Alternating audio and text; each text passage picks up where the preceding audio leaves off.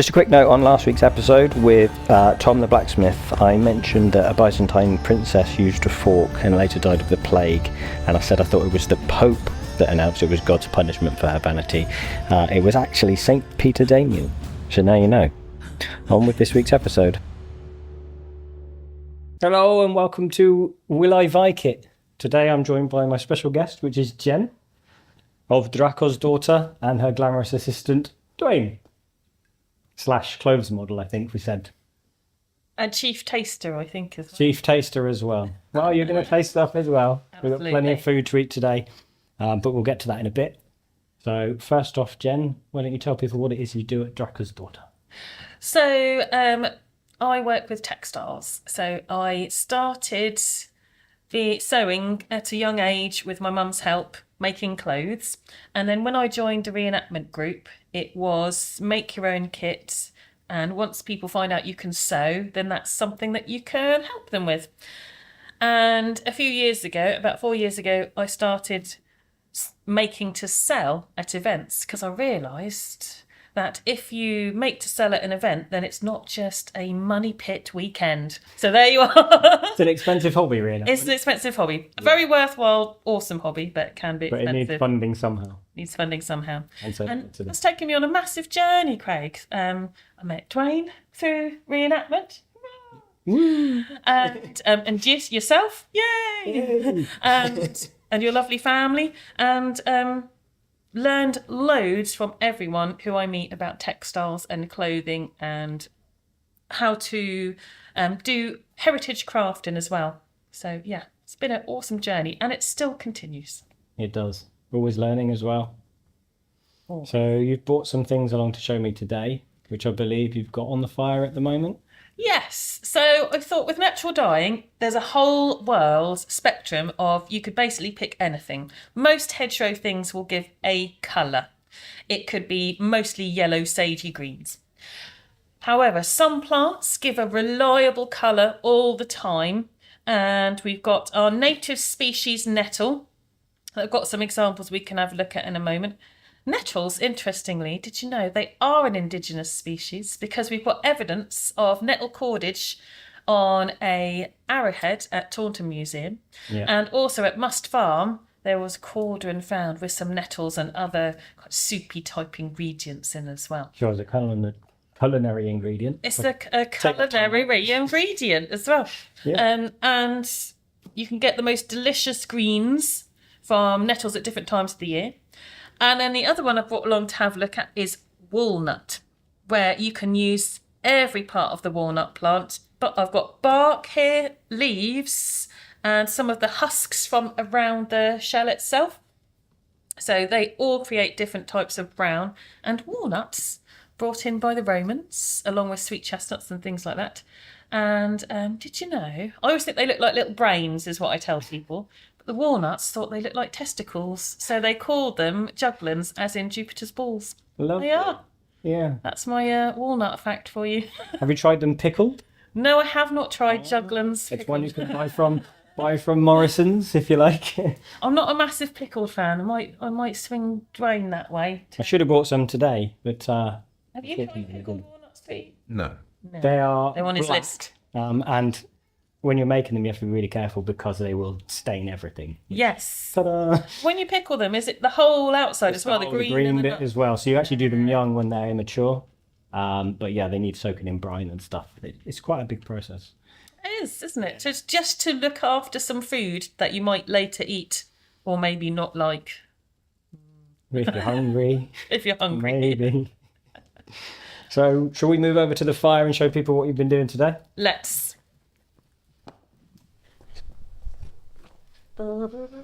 So what have we got in the pots, Jen? So we've got some walnut leaves that I shredded, boiled up, and then strained out the leaf pieces because you don't want leaf pieces on your wool, Craig. You don't want that. And the heat again helps to fix the colour in. So we can see it's turning a tiny bit orangey, kind of golden brown. Yeah. So more time will add a darker colour. And the same with the nettles. With nettles, you have to steep them overnight. So you take the nettle tips, Again, cut them up really small. Yeah. Pour boiling water over them. Leave them. Come back. Then heat them gently, and not too much because you can actually kill the pigment and it will go brown. But something's happened to mine where the nettles I gathered from around my house, I think the landlord might have sprayed them with some kind of weed killer, because my dress is the kind of colour nettles should be going, sagey greens or maybe a brighter green for spring nettles. Yeah, rather than a and blue. we got, it's gone like a blue. So yeah, I'll just keep touching this weed killer type potion, and Hope it's not let's see, poisonous. hope it's not poisonous. But yeah, so about an hour or so to help really fix the colours in. And you'll notice the dye vat going clearer and clearer and clearer. And if you can start to see the bottom of the pan, that's when you know you've kind of exhausted it, it's called. So you've got all the colour in that you're going to get, really. Okay. Nice. So you've got some examples to show us today of what they should look like as well. Do, on the different parts of the trees and nettles as well. Yeah, Okay. Shall we move back over to our comfy bench away from the fire? let's do that. So, Jen, what have we got in the baskets? Well, the thing about natural dyeing, sounds like the start of a song, but anyway, the thing about natural dyeing is I think it all just coordinates. I don't know how, but you take something walnutty and something nettly, maybe something woady like Dwayne's lovely leg wraps here, and it all just matches because of the tones in it. But anyway, here's some of yon pieces of walnut. So this is the colour that the leaves should come, a lovely mustard Nice. brown. Yeah. You've got darker browns from the bark colours, and I even had a go at doing some linen, which is quite difficult to dye. And so I thought, well, brown, so it's just going to go brown. So kind of came out okay. And then even within the bark itself, depending on how your dye vat's set up Yeah. and what water you're using, where you are in the country, you can get different tones and shades until you go right down to it's hardly dyeing at all. And therefore you've got, like I said before, an exhausted woad vat. My favourite thing at the moment is, as we were saying, the outside of the walnut husks, your green outsides. Burn. Yeah, these are dried out, and you can put them in the freezer as well to do natural dyeing with, and then come back to them later. And then nettles. Nettles? Nettles. And again, I tried to dye some linen, but it's not amazingly successful. But it is a colour. It's a colour. And I absolutely love spring nettles. Give you this really bright green, and then later in the season you get deeper, sagier colours, all the way down to dark, irony kind of greens. So yeah, it's just a wonderful, wonderful spectrum of colours. Just from one plant. Just from one plant. So what do you use these for? So primarily at the moment for my workshops, my natural dye, my tablet weaving workshops, where people will get a couple of skeins of some naturally dyed, and they then are doing a piece of 9th century tablet weaving with it. They've got a couple of patterns to choose from. Yeah. I'm hoping to do more naturally dyed belts and things to put on my store, like this one is a 10th century pattern. And yeah, I'd love it in the future if my store was full of like naturally dyed products. Imagine this, it's like a pick and mix of barks and things, and you come with your little scoop. There'll be a little wave thing, and you get a little plate bag, and Duane goes like this, like a greengrocer. I think it'd be great. £9 a pound. Yeah. We're going to think of some phrases to yell out. Yeah. Get your weld here, whatever it is. So yeah, it's good fun. It's a journey, as most things are. Much like your journey, Craig. It's like my journey, yeah. We're all on a journey. All on a journey. So when you're doing this and you're at your shows, you're obviously quite busy. So we've had a bit of a pre-chat, and you were saying that you never have time to cook your lunch. So I thought I'd bring along a few things, give you some ideas of things you can make at home or even get in the supermarket. And we'll get you to try a few things. This is awesome. And we'll see what you like, or what you like, and what you don't like. And maybe some of them will make it to an event and people will see you, come to buy some of your stuff. And at the same time go, oh, look, she's eating that thing that Craig told her to make. It also came from a chat a member of the public said when we was at Hastings and we were in the Living History, and all we had was like apples and cheese. And she was like, you haven't got much. And we went, no. We've eaten it all. Poor traders. Yeah. Pre-conquest, post-conquest even. Oh, yes. What's So- the excuse? We'll start with a walnut and honey bread, being as we're talking about walnuts. That sound good? You talk my language now. Yeah. I'm gonna have to cut it on. Not this. pickled walnuts, Craig. No, these aren't pickled. Although you could have pickled if you've got a local supermarket that sells that sort of thing. They do a lot of pickling in Viking age, Saxon age. Lots of preserving things. So Preserving. sometimes in vinegar or Yeah. salt. Yeah, You can use whey from cheese making. yeah. Yeah. Lots of different things. I've got a couple of pickled things you can try in a minute. Yay! But the aim would always be to try and make your food last all year round, wouldn't it? Of course, yeah. So any way of preserving it is going to be important. Do you like the end bit, or do you want to? Oh, I love an end bit, I do. Oh, I love a crust. I should have got a non-wobbly table for this. I say table. Right. This is a really high budget production, you see. We're using a bench as a table. It's going to be watched by like Not like dual tens of purpose. people. It's like the origins of IKEA right here. IKEA. Scandi origins. So we've got a bit of bread, That's awesome. and yeah, if you want to have a go, I could grab if you want a bit of cheese on it. I've got some nice cheese, or you can just try it as We might is. just dive in. Dive in. Do you want a bit? Okay. Have a bit. Go for it. Thank you. Oh, nice big chunks of walnut in there, isn't it? Yeah. So bread would be a bit of a more luxury item for the Viking time. So it depends what status that you're going for, really, because to make it you need an oven, and they would have had clay ovens, but most people are probably making little flatbreads that you'd cook on the fire. But really, you want to make those fresh. I So did first- wonder that. What about yeast? What about yeast? So you've got things like beer dregs, like the sludge from the bottom of making beer. You can use that as a leavening agent, or even like a sourdough starter. So just flour and water, and you've got yeast in the air, and they'll naturally just start to ferment. And that's what gives you that nice kind of airy texture to the bread, so it's not too dense. It is. So what sort of flour's in this one? This is just a wholemeal. It's really nice. whole meal. Really nice. Bit of honey, which maybe they wouldn't have done. It's one of those things, we think honey was probably quite an expensive commodity that they maybe kept just for making meads rather than for flavouring food and things. But modern tastes like sweet things, so sometimes we add it to bread. Can I ask a silly question about mead making?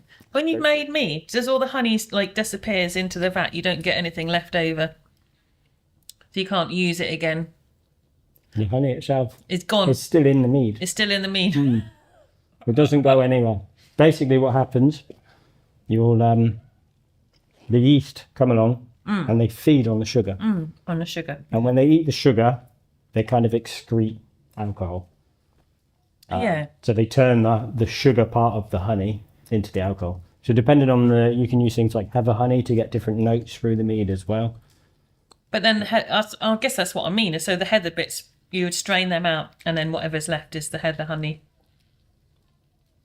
You wouldn't leave bits of heather in your mead, would you? We use a heather honey, so it's a honey that... Heather honey. Yeah, so you get heather honey. It's quite expensive. It's... Glad I'm asking these questions, aren't I? Heather honey is basically the bees are fed on heather. Got it. And so the honey they produce tastes of heather. I think... what's it? The little yellow flowers we get. Rapeseed. I think if bees... And I'm not a beekeeper, I've got one coming on soon that can answer this, but I believe that bees that feed on rapeseed are what makes set honey. So it changes the texture of it. Really? Yeah. And so depending on what you feed your bees on, depends on what the end product is. That's very interesting. Yes, but as I say, I have got a beekeeper I'm going to be talking to soon, and he'll probably be able to answer everything that you need to know on that. I'll think of some more questions then, and I'll Send them message my way. That's fine. That is delicious though, and her honey just sort of raises it. I've got a very sweet tooth, Yeah. so anything with honey in as a nice substitute, brilliant. I Vike it. That's always good. Right, so if you want something a bit more substantial to go with that, then things like dried meat. So I've made some jerky. So this one is made from venison, Oh, wow. thinly sliced.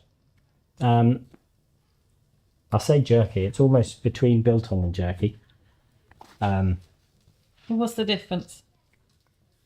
The spelling. Testing. No. Oh, no. Well, I'm not a huge fan of things that take a massive amount of chewing, Craig. When I eat, it's got to be, going in.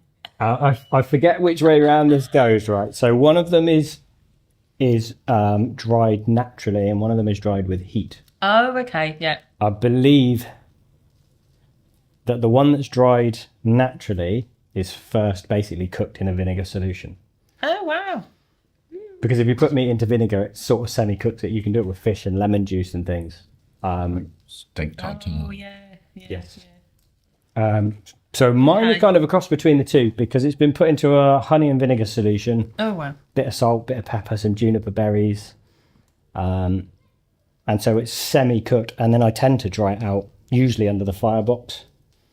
Whilst I'm at a show, just leave it out there for the day and that dries it really well. But you can do it in another time. Just to lay it out in strips so they don't touch and then, Yeah, literally. And in the summer you have to be really careful because wasps love it. Oh, I bet. If you put And they loads eat of it. honey. Do they? They love mint. We left some out at an event earlier this year. I think it was outside the back of the Saxon Hall at Butser. Yeah. And came back and it was covered in wasps and all the meat had holes in it. Oh, yeah. Yeah, I so don't have the best teeth in the world is why I don't like chewing loads. So this one is venison, but obviously it works with things like beef as well. Yeah. Red meats. Yeah. And if you haven't got time, you can buy jerky from the supermarket. No one's going to know. Take it out of the packet beforehand. Lovely. That sounds like a good plan. If you want to have a go on Thank you. Thank you. I'll join you for a little piece. Is it always red meat? So rabbit. Rabbit? Don't know about rabbit jerky. I guess you could.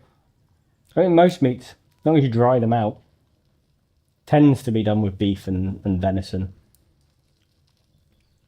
I can taste juniper berries, I think. Oh, it's really nice. It's got homemade vinegar as well, so it's quite an appley. Yes, it is, isn't it? Oh, that's very nice. I tell you, that keep me quiet for a little while. That would be a good thing. So again, they would have been preserving stuff like this, but possibly you could just chuck this into a stew. If you're cooking a stew, it would then rehydrate in the stew. So, we can't necessarily say they were eating it in this form. Maybe as travelling, a travelling merchant like yourself, then perfect. But yeah, chuck it into a pot. You don't need, refrigeration or anything, so it's a really good one. I mean, that would be good in our van because we haven't got electrics in our van still. Yay. Right, like that a lot. You like that one? I like it. So shall we stick with the meat theme and go on to some pickled things? I mean, why not? You look unsure about this one. I should have grabbed a fork before we did this because Emma's taken it to wash up. No, she's doing a great job. Right, She is? what can we do? Do you want to? Well, I'll use Should we grab that chopping board over there? Just grab a piece with your fingers beneath it. Split it in half if you want to. You want to be keen on this one way.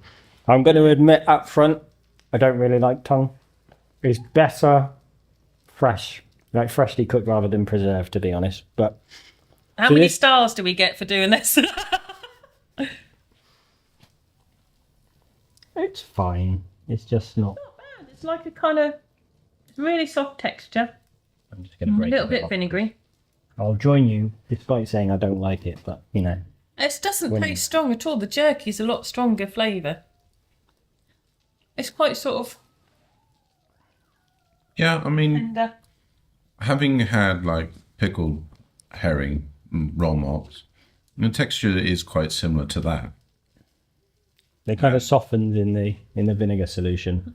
Yeah. It's fine. The issue I have with tongue is that I've got a tongue, and it's a psychological thing. That's tongue. No? No, I'm going to give that tongue. one Vike thumb. One bite. Hang on. So we've got a number rating that's coming halfway through here. That's what's happening. The bread was a 2 2 thumbs. thumbs Vike. Jerky 2 thumbs. No, I'll definitely give the Duane. thumbs up to the tongue. I'm quite What would happy. you have with that? On a bit of bread with a bit of cheese, maybe? Yeah. Yeah. Yeah. Lovely. So the tongue has to be pre-cooked first. So it's basically Thank goodness. slow stewed with some veg and stuff, like carrots, parsnips, onions, leeks. Nice. And then when it's finished, you let it cool down, and you have to peel the tongue. It's got a lovely white, like a stocking over it. And you pull that off, slice it up, and then you mix the solution is sort of 50% vinegar to the sort of stock from your stew. Mix them together, pour it over, and leave it for at least a week before you eat it.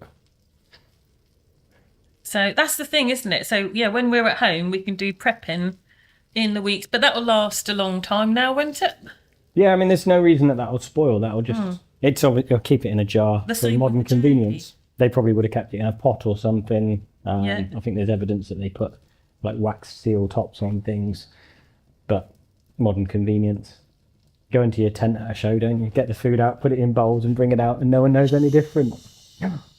Behind the scene. But yeah, so both of these things then would last a long time Yep. somewhere. So, because like October, we had an event every weekend, didn't we? Yeah, we We did. were doing something. So it's nice to not have to do something every weekend, but to have things that you can come back I mean, to. how quickly are you going to get through a whole jar of tongue? And that's Oh, one. not That's very one. fast. That's one ox tongue. I so mean, that's I'd gonna last- take my time and really enjoy every mouthful, definitely. That's going to last you a few shows at least, isn't it? So, and once you stick it in a pot to boil, you can get on with other stuff, can't you? So it's actually doesn't take a long time to make it.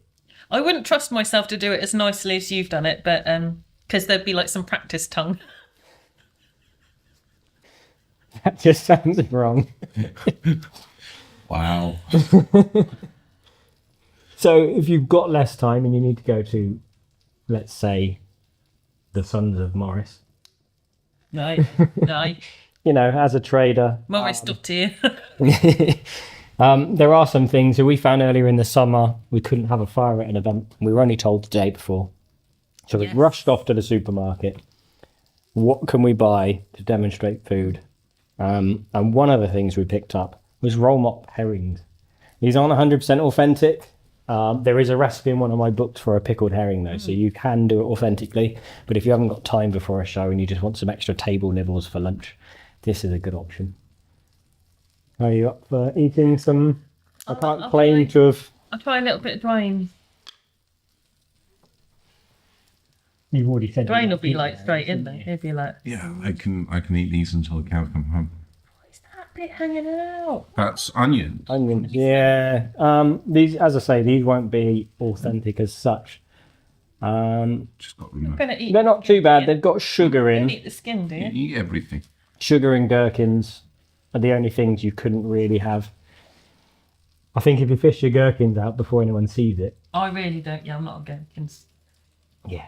The same in the farmer's place where you go to get the food really quickly. I don't like the The only gherkins. problem is with this is that there's no pretty way of eating it.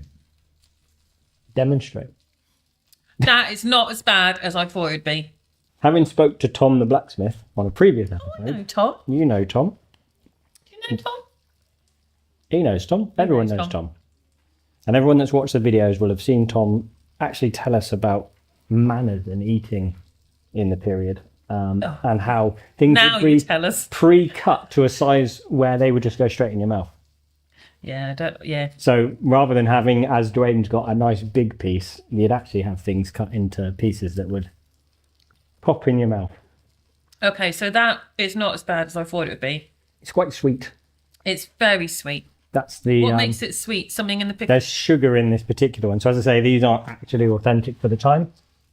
They're just something you could get away with as a quick fix at an event. And You're it's not busy. as- Yeah. It's not as fishy as I thought it would be. They're more vinegary than fishy, Yeah. I would say. I like that.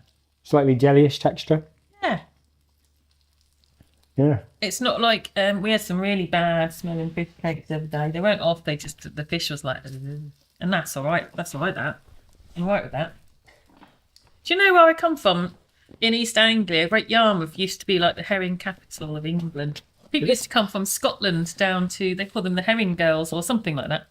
And they'd come down to Yarmouth specifically to gut and skin herring all like season long while they were coming in. Yeah. Turning the waters an iridescent,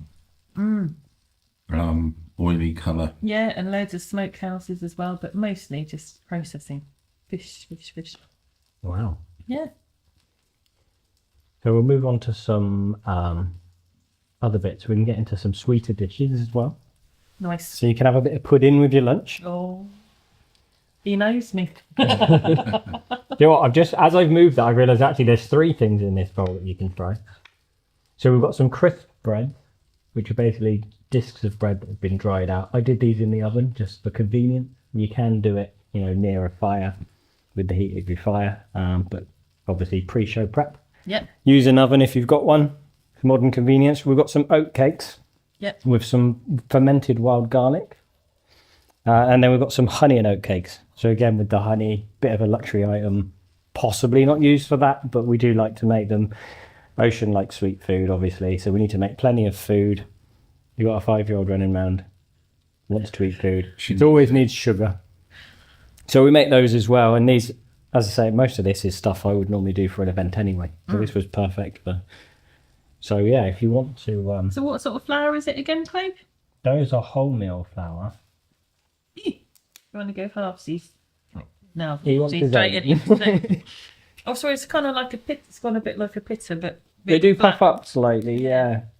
There's a newer version I've started making where I use sourdough. Mix some flour with sourdough and just bake it as it is with a bit of salt. I do like sourdough. And they're very tasty. That's lovely. It's got like what's this one got in it? This is a caraway seed. I could taste something. I think it's often confused sort of in the record as cumin. You often see people mention cumin. I think I've done it myself, to be honest. I think if you look in my first book, there's cumin, but caraway is more likely to be what would have been available. And because it's dried, does that last? Yeah, I mean, I tend to store them in takeaway containers just to keep Yeah. them fresh. But realistically, they're going to keep relatively well for a while. As long as no moisture gets to them. They Yeah, go stale. a couple of weeks. If you were doing a couple of weekends in a row. Yeah. I mean, often when I make them, there's enough people in our group that they just disappear. Yeah, They last 2 days if I ration them. yeah, yeah. I think that's it, isn't it? Putting out little bits and They're good hiding with a up. bit of cheese. Yes. I've got my favourite cheese over there. Do you want some? Yeah. Oh, I see your favourite. It is my favourite. Oh, Do you want some? I'll try some of Craig's favourite cheese. All right then. It's from there.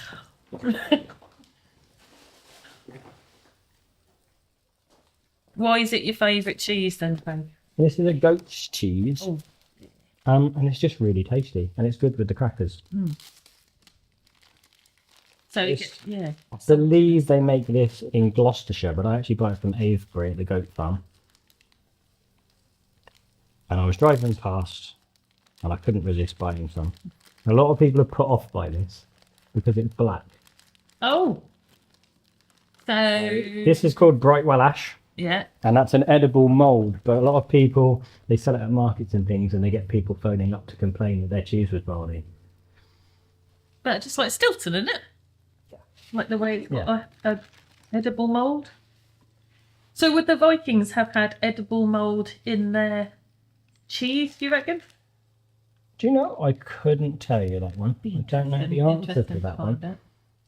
I mean, we make soft cheeses, which Yes. don't keep for very long. Yeah. You know, milk, some kind of acid like vinegar or sour buttermilk. And you make cheese that way.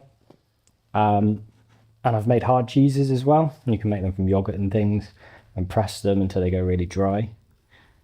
But then this is sort of the middle ground, so I'm not sure on that one.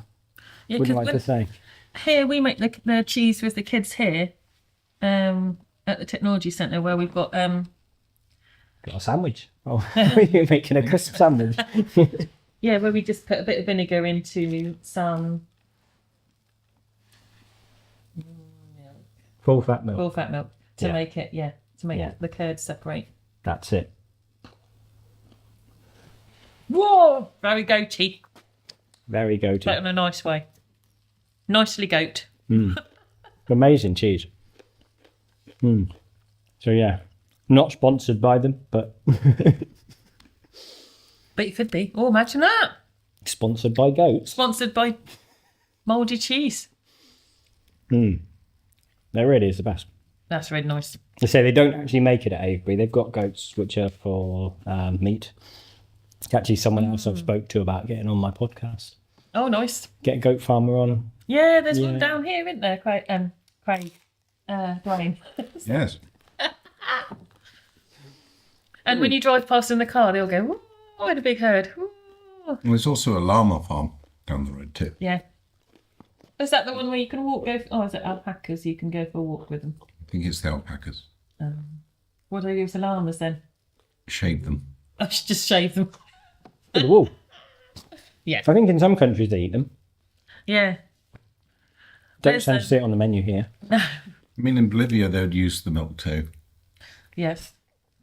There's some South American animal that's between a llama and an alpaca, and it's wild. And every 2 or 3 years, they herd them to gather the fleece. And it's so rare, it's almost worth more than gold type jobby. So, yeah, but they just run around wild. So I'll give you one of the oat cakes to try, which are these ones So these here. ones with So wild these are garlic. fermented wild garlic, which is how I can use wild garlic. He wants a whole one. Because we wouldn't have wild garlic this time of year, so back in the spring I got some, sprinkled it with a bit of salt, Yeah. and you get like a lacto fermentation going. Yeah. And I've got jars of the stuff. You open the cupboards at home and you just get hit by wild garlic. That's lovely. I tried to find somewhere around here that had wild garlic, but I think I might have to do some stealth planting. Like, that's obviously a native species. It is native, yeah. So yeah, I want to get more native species around the ATC. Yeah, good. Like we don't have a juniper bush either. Is that native or is that Roman? I believe it's native. I tried to grow some. You want some cheese? I'm right, thanks. Yeah. I tried to grow one and it died quite quickly. Oh, I'm Yeah. sorry to hear that. So I don't Sorry have- for your loss. Yeah. And sloes. I haven't seen hardly any sloe berries this year. I planted some bushes 3 years ago in our garden and they're still tiny. So I tend to just go out and forage them. We've got some up here, Craig. We're going to get rid of them. You want to have a look? They might be bigger, they might not be. But I might try and again move them somewhere so they kind of stay. So they don't get, totally done in. The other one that I had, but unfortunately it hasn't survived, is the orange berries where you squish them. Sea buckthorn. Oh, yeah. Yeah. Yeah. That's an Iron Age one, but and they're really sweet, and you can make lots of like liqueurs and things from them. Aren't they really sharp too? Sometimes? Yes, Lots of vitamin C, more vitamin C than your citrus fruits. absolutely. So yeah, how to I think keep kale healthy. does as well, though, doesn't it? Kale's really high in vitamin C. Yeah, Yeah. Popeye got it wrong. He did. So, and then we've got, and they're rather large, I must say. So these are honey and oat cakes. they're very impressive. Mutual friend Caroline Nicolai makes something very similar to this. Is it just oats and honey, or have you put flour in as well? There's butter. And Lots and lots of Lots butter. of butter. Honey, oats. Sometimes I chuck a bit of chopped apple in there. One time I chucked some hazelnuts in. that's nice. Just, it's one of those. It's a bit like a, Viking age flapjack. Love it. There's a nice bit of pudding I after like you've had it. your lunch. I like it very much. Mostly, see, it's all quite dry stuff as well. So if you're like talking to the public and trying to trade, It takes a lot of energy to talk to the public, doesn't it, Sweet? It's a lot of energy. We do love it. We absolutely love it. But gosh, it takes a lot of energy. we're always knackered at the end of the day. Yeah. So do you think any of these would be useful to you at your events? 100%. Meat, definitely. Fish I've been transformed by. Bread, 100%. cakes and breads that you can dry, and you've got some dried apple heart. Oh, we didn't mention the dried apples. Yeah, so they're just sliced and dried. You can either air dry them or do it in the oven. I do, for events, just tend to use crab apples because they're a lot smaller and a lot closer to the native variety that they would have had. And they're really good as well if you want a quick cup of tea. Mm-hmm. Put a few bits of crab apple into a cup, maybe some wild strawberries, pour some hot water over, and a lovely cuppa. Has it got caffeine in though? No. Oh, nice. And this crab apple's quite sharp. They are, which is why I'd normally add some wild strawberries or something to it. So to wrap up the episode, I've got a few questions that I've been asking everyone. Sure. So have you got a dream project? If you had a limitless budget, what would you want to do with it? Ooh. I think make an amazing historic textile centre. So you could see the plants growing. Yeah. You could wander around all old herbs and dying plants, maybe medicinal plants, all from multi-periods. Yeah. You could harvest it. You could go to the shop and buy it. Pick and mix.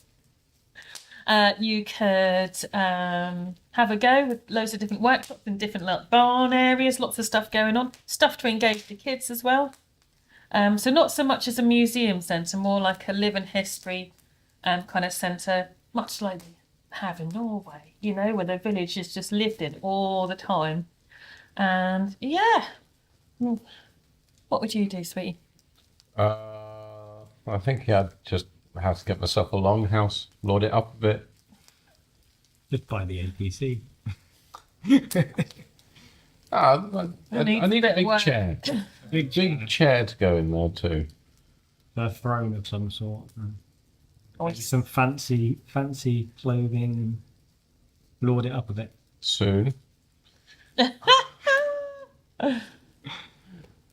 But Go on. But yeah, I'll just have a long haul, chill out with my friends, have a few drinks, have a good meal, sounds nice. enjoy life. I always did like in have you been to we went to the Games Workshop headquarters. What's that? A Warhammer world. Warhammer World.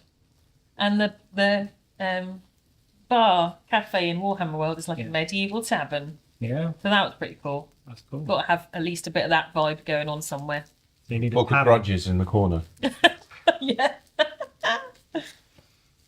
Did you think you could have survived on a Viking Age diet? Most definitely. With a few more vegetables thrown in, yeah, definitely.